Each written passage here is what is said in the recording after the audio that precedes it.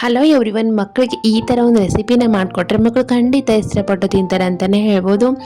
ಹಾಗೆ ಇದನ್ನು ಯಾವ ಥರ ಕೊಡೋದು, ಹೇಗೆ ಕೊಡೋದು ಅನ್ನೋದ್ರ ಬಗ್ಗೆ ಸಂಪೂರ್ಣ ವಿಡಿಯೋದೊಂದಿಗೆ ತಿಳಿಸ್ತೀನಿ. ಅದಕ್ಕೂ ಮುಂಚೆ ನನ್ನ ಚಾನಲ್ಗೆ ಯಾರೆಲ್ಲ ಸಬ್ಸ್ಕ್ರೈಬ್ ಮಾಡಿಲ್ಲ ಹೋಗಿ ಬೇಗ ಬೇಗ ಸಬ್ಸ್ಕ್ರೈಬ್ ಮಾಡಿ. ಹಾಗೆ ಮಕ್ಕಳಿಗೆ ಈ ವಿಡಿಯೋನ ಶೇರ್ ಮಾಡಿ. ಹಾಗೆ ಮಕ್ಕಳಿಗೆ ಬೇಕಾಗಿರುವಂಥ ರೆಸಿಪೀಸ್, ಹೋಮ್ ರೆಮಿಡೀಸ್ ನನ್ನ ಚಾನಲ್ ಇದೆ, ಹೋಗಿ ಒಂದ್ಸಲ ಚೆಕ್ ಮಾಡಿ ಅಂತ ಹೇಳ್ತಾ, ಹಾಗೆ ಸ್ಟವ್ ಆನ್ ಮಾಡಿ ಒಂದು ಪಾತ್ರನ ಇಟ್ಕೊಂಡು 1 ಕಪ್ ಅಷ್ಟು ನಾನು ಅವಲಕ್ಕಿನ ತಗೊಂಡು ಚೆನ್ನಾಗಿ ಲೋ ಫ್ಲೇಮಲ್ಲಿ ಇಟ್ಟಿದ್ದೀನಿ, ರೋಸ್ಟ್ ಮಾಡ್ಕೊಳ್ಳೋಣ.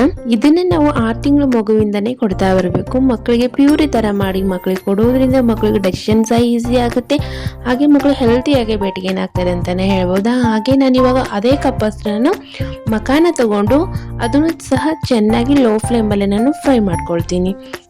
ಮಕ್ಕಳಿಗೆ ಆದಷ್ಟು ವೆಜ್ಜೀಸ್, ಹಾಗೆ ನಾವು ಮನೆಯಲ್ಲೇ ಮಾಡಿದಂತಹ ರೆಸಿಪಿ, ಹಾಗೆ ನಾವು ಹೊರಗಡೆ ಸರ್ಲಾಕು ಅದು ಇದು ಅಂತ ನಾವು ತಂದು ಮಕ್ಕಳಿಗೆ ಕೊಡಬಾರ್ದು.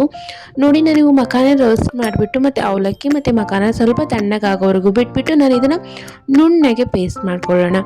ಹಾಗೆ ತರಿಯಾಗಿರಬಾರ್ದು, ಪೂರ್ತಿ ಪೌಡ್ರ್ ಮಾಡಿಕೊಂಡು ನಾನು ಇವಾಗ ಇದನ್ನು ಯಾವ ಥರ ಮಾಡೋದು ನೋಡೋಣ.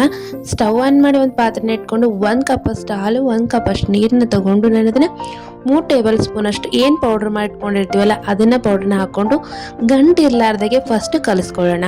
ಹಾಗೆ ನಾವು ಇದನ್ನು ಲೋ ಫ್ಲೇಮಲ್ಲೇ ಇಟ್ಟು ನಾವು ಇದನ್ನು ಮಾಡಬೇಕು, ಕೈ ಬಿಡಬಾರ್ದು.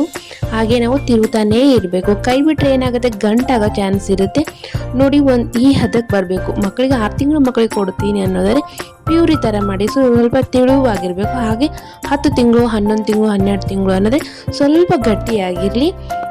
ಹಾಗೆ ನಾನು 1 ಸ್ಪೂನ್ ಅಷ್ಟು ತುಪ್ಪನ ಸೇರಿಸ್ತಾ ಇದ್ದೀನಿ. ಹಾಗೆ ಇದನ್ನು ನನ್ನ ಪಾಪುಗೆ 1 ವರ್ಷ ಪಾಪು ಇರೋದ್ರಿಂದ ನಾನು ಸ್ವಲ್ಪನೇ ಬೆಲ್ಲನ ಸೇರಿಸ್ಕೊಳ್ಳೋದು. ಮಖಾನ ಮತ್ತು ಅವಲಕ್ಕಿ ಮಕ್ಕಳಿಗೆ ತುಂಬಾನೇ ಒಳ್ಳೇದು. ಹಾಗೆ ಇನ್ನಿತರ ರೆಸಿಪಿಗೆ ನನ್ನ ಚಾನಲ್ ವಿಸಿಟ್ ಮಾಡಿ ಅಂತ ಹೇಳಿ ಥ್ಯಾಂಕ್ ಯು ಫಾರ್ ವಾಚಿಂಗ್.